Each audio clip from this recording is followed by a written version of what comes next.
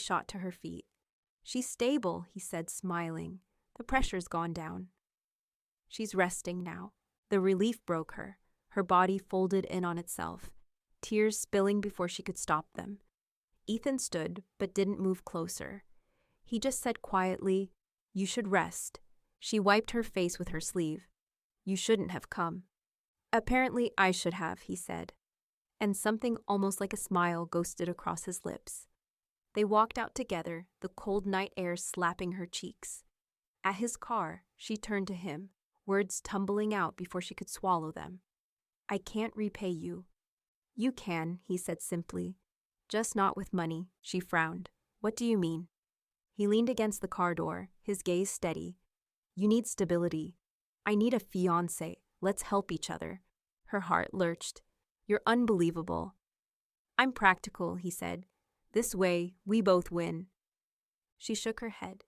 "You think I can just pretend to love you?" His mouth curved slightly, not in mockery, in challenge. "No," he murmured, "but you'll make them believe it." The silence that followed was electric, heavy enough to make her pulse stutter. He took a step forward, his voice dropping. "Think about it, Mia. But don't take too long." He opened the door, and before she could answer, he was gone. When she got home, the apartment was dark except for the TV's faint glow. Carla was half asleep on the couch, wrapped in a blanket. "You look like death warmed over," she said, sitting up. "What happened?" Mia dropped her bag onto the floor. "Mom had another episode. Ethan paid for the surgery." Carla blinked. "The billionaire Ethan." Mia nodded. Carla stared at her, then exhaled. "Girl, that's either a fairy tale or a felony." A weak laugh escaped Mia's throat. "He wants me to be his fake fiancé." Carla gaped. "Oh, so definitely a felony." They laughed, real shaky laughter that broke the heaviness for just a moment. But when the house went quiet again, Mia lay in bed staring at the ceiling. She replayed every moment, his eyes, his calm, the way his voice softened when he said, "Right now, she needs this." Her phone buzzed. A message from the hospital confirming her mother's recovery and next steps. Deposit cleared. Tears slipped down her cheeks. Relief, guilt, exhaustion, all tangled together. Her hand hovered over her phone. Ethan's name glowed on the screen. Finally, she typed, "I'll do it." She hit send before she could change her mind. Across town, Ethan's phone lit up on his desk. He picked it up, reading her message in silence. A slow exhale left his chest. Half relief, half something deeper. The corners of his mouth lifted. He closed his laptop, leaned back in his chair, and whispered, almost to himself, "Then we start tomorrow." Chapter 7. Mia woke to a knock like a drum and the smell of coffee that could wake the dead. She fumbled for her phone and found Carla already mid-monologue. "You actually did it," Carla said, sounding equal parts scandalized and delighted. "You signed the dotted line and sold your soul to the Armani devil. Does it come with dental? Does it come with a yacht? Do they at least give you small talk lessons?" Mia swung her legs out of bed, remembering last night in a slow, disorienting roll. The sterile hospital light, the receipt in her hand. His voice, practical and flat. "You need stability. I need a fiancé." The memory sat in her like a stone. "It's not," she began. "It's a merger with benefits," Carla cut in.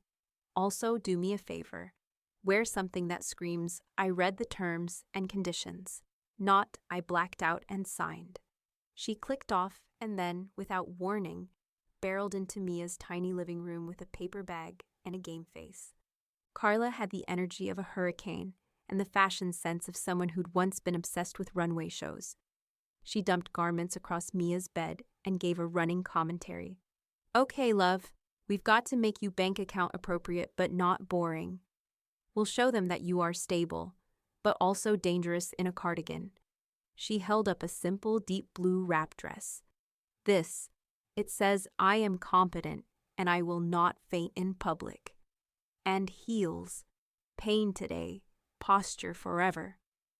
Mia let Carla fuss until her cheeks hurt from laughing. The banter kept the impending moment from becoming a cliff. Still, when the driver's black car eased up to the curb, her hands trembled against the bag. Ethan's office sat 30 floors up. The elevator smelled faintly of lemon and quiet money. When the doors opened, she stepped onto marble that reflected her stammering reflection back at her. The top floor corridor was like a tunnel into someone else's brain. Minimal, deliberate, lit in angles. His name was small on a brass plate, the letters perfectly spaced. His office was more than an office. It was a statement. Floor-to-ceiling glass took in the city and made it a miniature diorama. A long desk of dark wood sat with surgical clarity. On it, only the necessities. A leather-bound planner, a single picture frame turned face down. A row of pens that might have been set by an invisible ruler. In the corner, a bonsai looked painfully disciplined. Bookshelves were organized by color as if someone had loved order into being.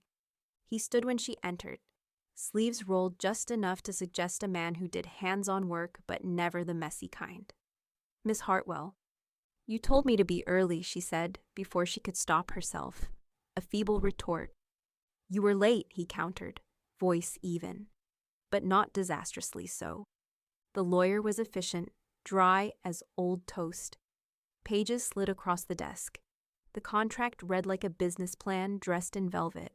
Terms about appearances, non-disclosure, a schedule of events, a clause about media training, and a 1-year minimum. Grayson's finger moved across the lines where words like authenticity and public perception sat in tiny, formal type.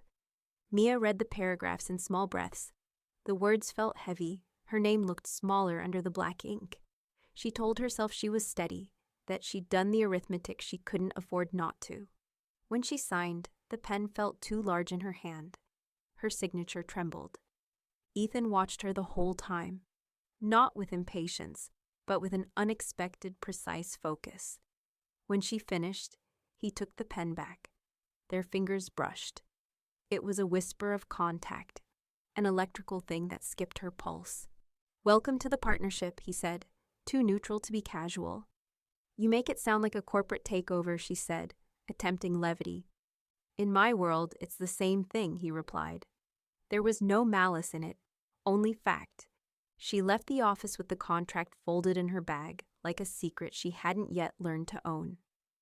On the ride to the penthouse, Carla ran through possibilities in her ear, fantasies so wild they blurred into comedy.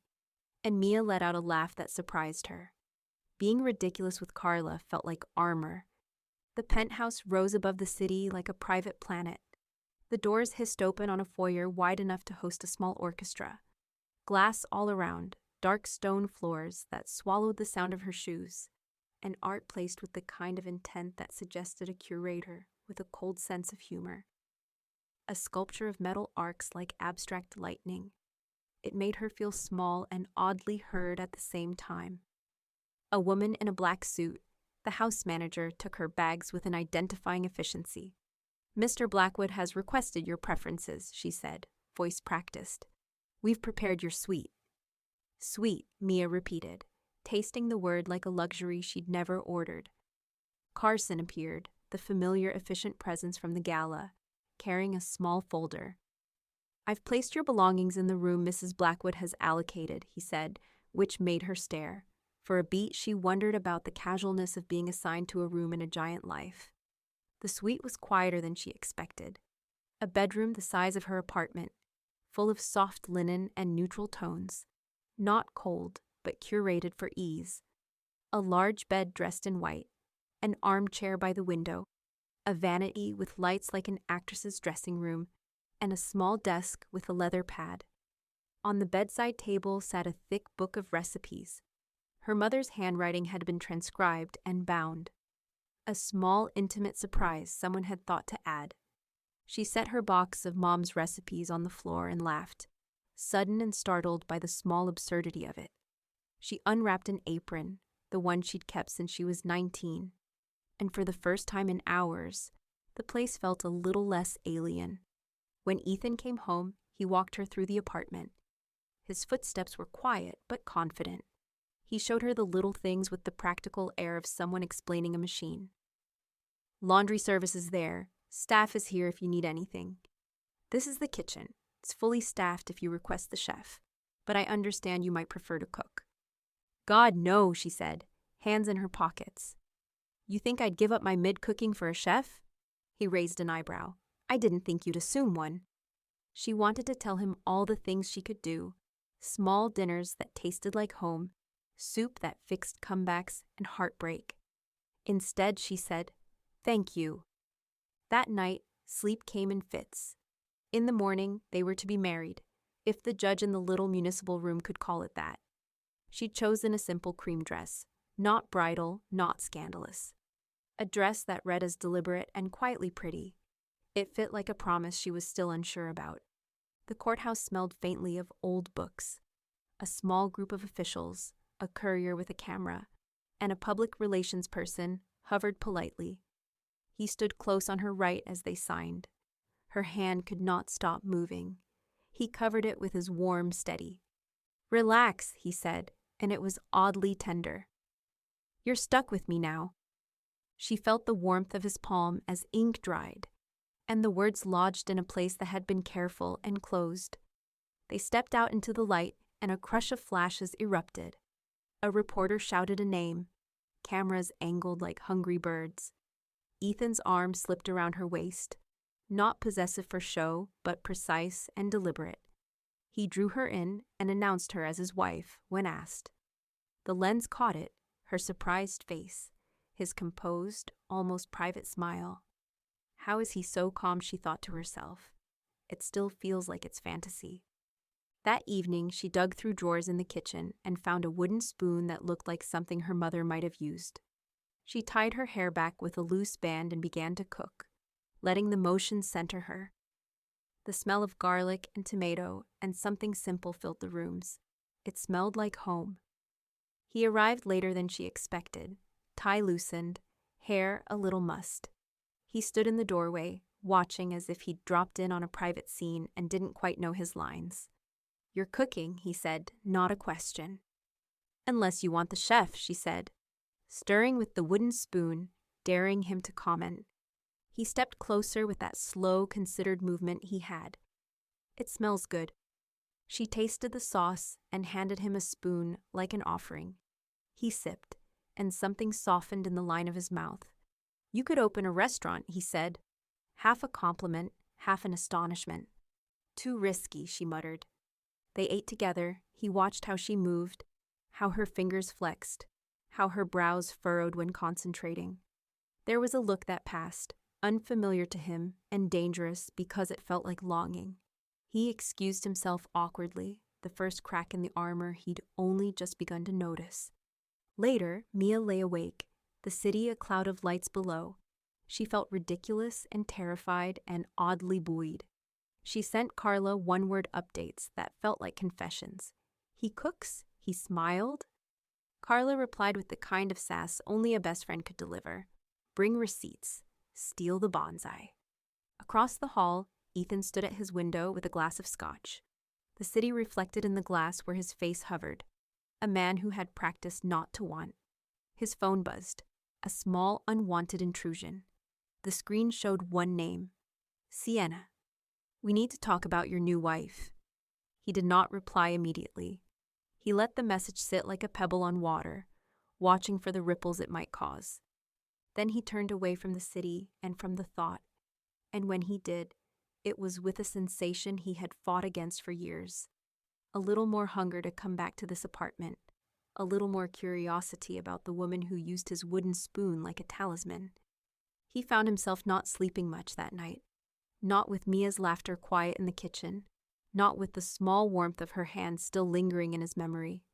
The arrangement had moved one step beyond contract and into an awkward, electric realness that neither of them had quite planned for. Chapter 8.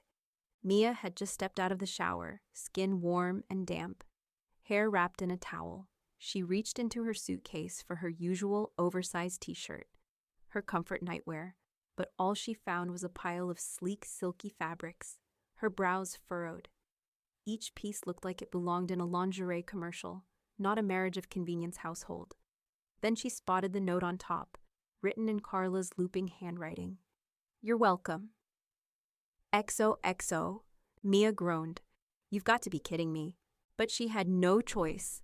So she slipped into the least revealing of the silk nighties, still scandalous by her standards, and tried to pretend she didn't feel half naked. Her throat was dry. She needed water. That's how she found herself padding quietly down the hallway, the marble floor cool against her bare feet. The hallway was quiet except for the low hum of the AC and the soft slap of her bare feet on marble. Mia had tiptoed out. She immediately regretted when she heard a door click open behind her. "Couldn't sleep?" The voice was rough, low. She turned. Ethan stood there, hair tousled and damp from a late workout, t-shirt clinging to his chest in ways that felt criminal. Her mouth went dry. Just water." He nodded, but then his eyes flicked up, quick, sharp, and she caught it. That tiny betrayal. The way his jaw tightened when he realized what she was wearing. For a second, the air between them changed. Too still, too heavy. Then he coughed, looked away, fumbling his words. "My mom is, dinner." He stopped, cleared his throat, and tried again. "Throwing a dinner for us tomorrow. A celebration for us." She blinked. "Us?" "Our marriage," he said, like the word didn't quite fit in his mouth. "At the Blackwell residence." Mia almost laughed out loud. "Right, a celebration, of course." "Dress nicely," Ethan added, eyes darting anywhere but at her. "I'll have someone send options over." He turned, muttered something that sounded suspiciously like "good night," and practically fled back into his room. The next morning, Carla was perched on Mia's bed like a caffeinated parrot, surrounded by a war zone of couture. "Mia," she gasped, holding up a glittering gown. "This is art. This dress could buy a small country, or my dignity, if I had any left." "I can't wear that," Mia said, tugging the hem down self-consciously. "Of course you can. You're Mrs. Blackwood now. Look at you, hips, curves, legs." Ethan Blackwood won't know what hit him. "Carla." "What?" "I'm just saying. You're like Cinderella if her fairy godmother worked at Vogue and was slightly unhinged." Mia groaned, but she smiled. For once it felt good to see herself differently. The stylist, bless his dramatic soul, had curled her hair into soft waves, leaving her looking like something out of a dream. When she finally walked out, Ethan was waiting by the car, phone in hand, then froze. His mouth actually fell open. "Mia," he said, voice low, unreadable. She tilted her head. "Problem?" He blinked, shook his head too fast. "No, you just look different." Carla, watching from the door, whispered to herself, "If he doesn't faint, I'm demanding a refund." The drive to the Blackwell residence felt surreal. She'd been there before, once as a waiter at one of their charity galas, balancing champagne trays and trying not to trip on marble floors. She remembered it as cold, enormous. Now, sitting beside Ethan, her hand brushing against his by accident, it felt different, warmer, or maybe she was just hyper-aware of him. The chandeliers glittered just like before, the same manicured hedges framing the fountain, but she had forgotten how breathtaking it all looked when you weren't serving anyone. When they stepped inside, a small crowd turned. "Mia!" The tiny voice made her smile instantly. Lily came running, all curls and excitement, wrapping her arms around Mia's waist. "You're my hero," the girl said. Mia laughed, crouching to hug her back. "You remember that?" Lily nodded seriously. "Daddy says you're special." "Well, Daddy's very smart." Then came Sienna. "Ethan," she purred, gliding forward in a dress that looked surgically attached to her body. "You didn't tell me she'd be this pretty." Mia turned just in time to catch the flicker of something sharp behind that smile. "Sienna's been my best friend since childhood," Ethan explained.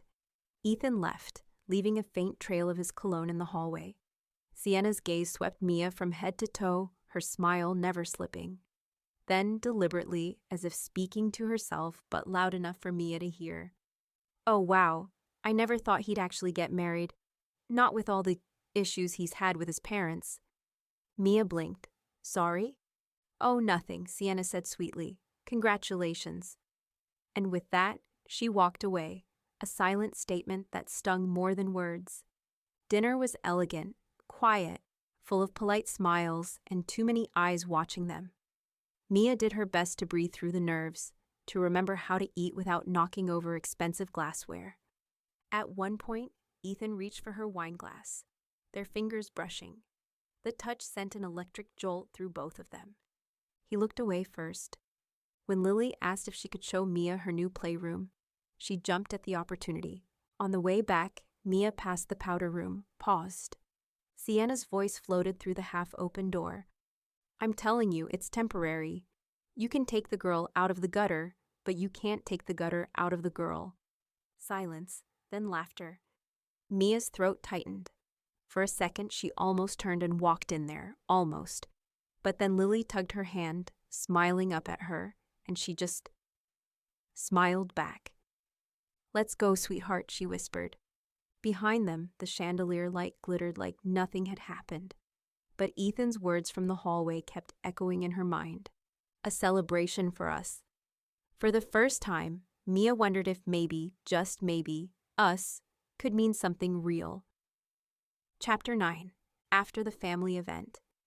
Ethan tells Mia how breathtaking she looked, and how everyone loved her. The ride home is quiet as they both try to process the events of the evening. Despite the initial shock of our wedding, his family had taken the news well. Mia could tell there was still a lot of suspicion about her relationship with Ethan, but they had played their parts well. As the car pulls up to Ethan's house, he finally breaks the silence. You looked beautiful tonight, he says, turning to look at her. The intensity of his gaze makes her blush. Thank you, she replies, her voice barely above a whisper. Ethan's thumb brushes her lower lip, and Mia's breath hitches. She can feel the electricity between them, and for a moment it seems like he might kiss her, but then he pulls back, clearing his throat. We should probably get inside, he says, his voice strained. Mia nods, trying to ignore the disappointment that washes over her. She tells herself it's for the best. Getting involved with Ethan would only complicate things further. The next morning is a lazy Saturday. Mia wakes up feeling refreshed and decides to make breakfast. She puts on a simple sundress and makes her way to the kitchen. She's surprised to find Ethan already there, making coffee. Good morning, he says with a smile. Sleep well? She nods, feeling a little shy after the events of last night. Yeah, thanks. I thought I'd make some breakfast. Ethan raises an eyebrow. Oh? What are you making? Mia shrugs. Just some scrambled eggs and toast. Nothing fancy. He laughs. Well, as long as it's not burnt. I'll have you know I have very refined taste buds. She rolls her eyes playfully. Oh, really? I didn't realize I was cooking for a gourmet chef. Ethan steps closer to her, his eyes twinkling. I'm just saying, if you're going to cook for me, you better do it right. Mia feels her heart race as he invades her personal space. She tries to keep her cool. And what happens if I don't do it right? Are you going to punish me? Ethan's eyes darken, and Mia feels like she's in trouble. Maybe, he says softly, his breath tickling her ear. She shivers involuntarily, and Ethan steps back, a smirk on his face. Mia takes a deep breath, trying to calm her racing heart. She turns to the stove and starts cracking eggs into a bowl. As she cooks, Ethan watches her, sipping his coffee. Mia can feel his eyes on her, and she tries to focus on the task at hand, but she can't help sneaking glances at him, admiring the way his t-shirt clings to his muscles, the way his hair curls slightly at the nape of his neck. When the eggs are done, she plates them and adds some toast. Wow, Ethan says as he takes his first bite. This is actually really good. You could be a chef. Mia beams at the compliment. Thanks, I do enjoy cooking. They eat in comfortable silence for a few minutes. Mia can't believe how easy it is to be around Ethan now. It feels like they've known each other for years, not just a few weeks. So what are your plans for today? Ethan asks as he finishes his breakfast. Mia shrugs. I don't know. I was thinking of watching a movie or something. Ethan nods. Sounds good. I have some work to catch up on, but maybe I'll join you later. Mia smiles, feeling excited at the prospect of spending more time with him. She starts to clear the dishes, but Ethan stops her. Leave it, he says. I'll do them later. You go relax. Mia hesitates for a moment, but then nods. Okay, thanks. She makes her way back to her room and changes into a comfortable pair of leggings and a tank top. She grabs a throw blanket from her bed and heads to the living room. She scrolls through the movie options on Netflix, trying to decide what to watch. After a few minutes, Ethan comes in and sits down next to her. What are you watching? He asks. Mia turns to him. I haven't decided yet. Any suggestions? Ethan thinks for a moment. How about a comedy? Mia nods. Sure, that sounds good. They spend the next couple of hours laughing and joking as they watch the movie. Mia feels herself getting closer and closer to Ethan as they share the blanket. She can smell his cologne, and every time he moves, his arm brushes against hers. As the movie comes to an end, Mia yawns and stretches. Ethan looks over at her and smiles. Tired? She nods. Yeah, I think I might go to bed early tonight. Ethan stands up and stretches as well. Okay, well, good night. Mia nods and gets up to leave. But as she does, she stumbles slightly. Ethan catches her, steadying her. Are you okay? He asks, his brow furrowed with concern. Mia nods quickly, feeling embarrassed. Yeah, sorry, I'm just a little tired. Ethan smiles softly. It's okay. Let me help you to bed. Before Mia can protest, Ethan sweeps her up into his arms. She yelps in surprise, and Ethan chuckles.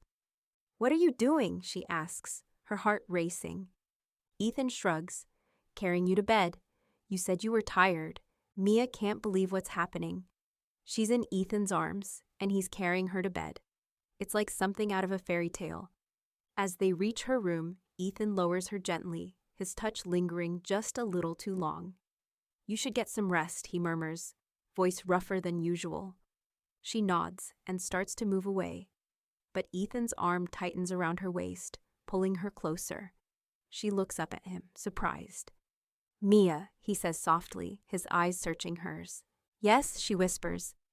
Ethan doesn't respond. Instead, he leans down and kisses her. It's a soft, gentle kiss, but it sends shivers down Mia's spine. She feels like she's melting into him. As they pull away, Mia looks up at Ethan, her eyes wide. Ethan, she breathes. He smiles and runs his thumb along her lower lip. You have no idea how long I've wanted to do that, he says quietly. Mia's heart races. Oh yeah, she teases. How long? Ethan chuckles. Too long, he says, before kissing her again. This time, the kiss is deeper, more passionate. Mia wraps her arms around Ethan's neck, pulling him closer. She can feel his heart pounding against her chest.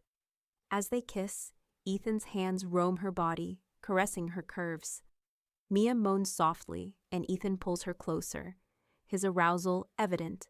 Suddenly, Ethan pulls away, his breathing ragged. I think we should stop, he says, his eyes dark with desire. Mia looks up at him, confused. Why? She asks. Ethan runs a hand through his hair. Because if we don't, I don't think I'll be able to stop myself from doing things to you that I shouldn't. Mia's breath catches in her throat. She knows he's right, but she doesn't want him to stop. She wants him, all of him. Ethan, she says softly, reaching up to caress his face. I want this. I want you. Ethan's resolve crumbles at her touch. He pulls her close, kissing her deeply. This time, there's no holding back. His hands roam her body freely, and Mia arches into him, wanting more. As they continue to kiss, Ethan walks her backwards towards the bed. When the back of her knees hit the mattress, Mia falls back, pulling Ethan down with her. He hovers above her, his eyes searching hers. Are you sure about this? He asks, his voice husky with desire. Mia nods eagerly. Yes, she breathes. Ethan groans and captures her lips in another passionate kiss. His hands move to the hem of her tank top, pulling it up and over her head. Mia helps him, desperate to feel his skin against hers. As her top comes off, Ethan breaks the kiss to look at her. His eyes roam her body, taking in every curve and dip. Mia feels exposed under his gaze, but she's never felt more beautiful,